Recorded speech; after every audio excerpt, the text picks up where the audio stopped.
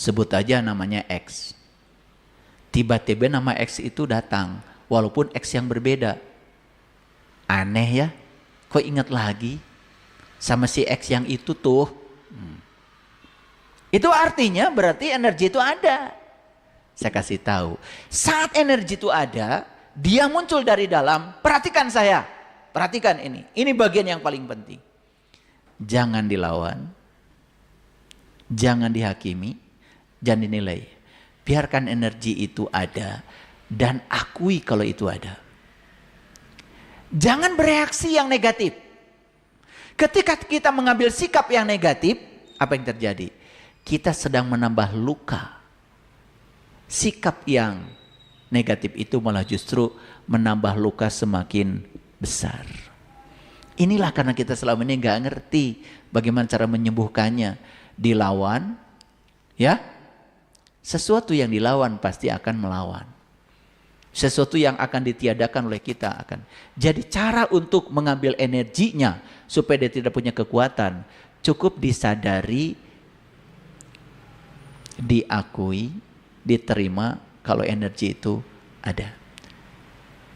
Tapi apa yang terjadi Bapak Ibu?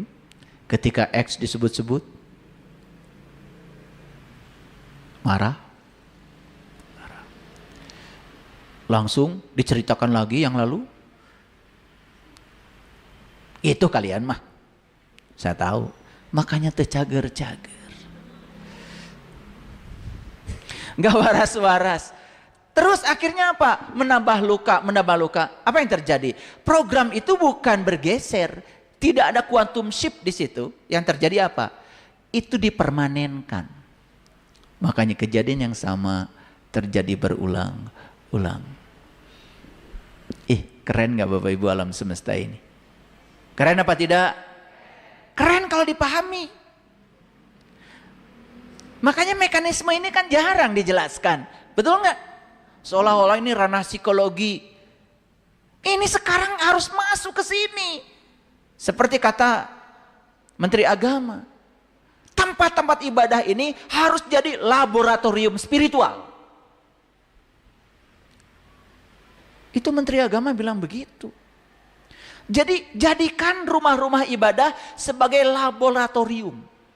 Kalau laboratorium itu tempat eksperimen, tempat mengambil data. Artinya apa? Tempat-tempat ibadah itu bukan melulu hanya melakukan ritual yang kita sendiri tidak pernah tahu. Tetap ini harus jadi laboratorium.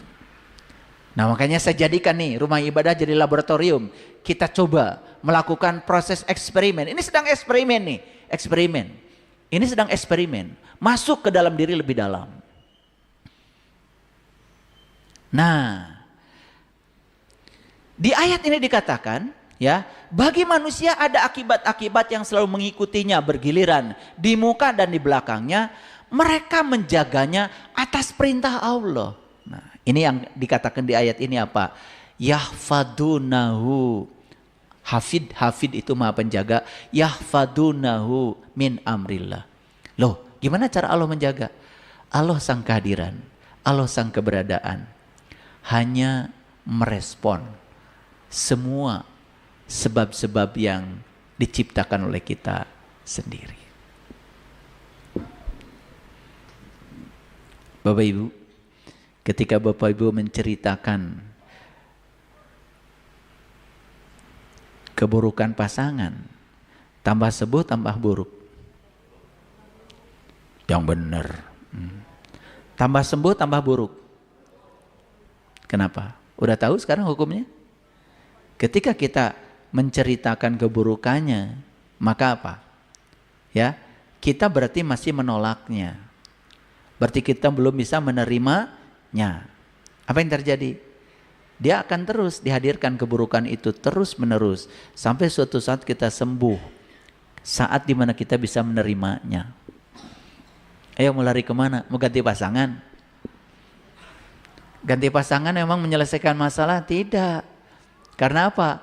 Karena sebab itu ada di sini. Akan dikembalikan lagi. Kan akan dikembalikan semua akibat-akibat yang bergiliran. Apa berganti pasangan itu solusi? Bukan. Tambah riweuh. Bodoh tahan gitu teh. Ya. Oke. Lanjut. Oke. Innallaha la yughayyiru ma biqaumin hatta yughayyiru ma bi anfusihim.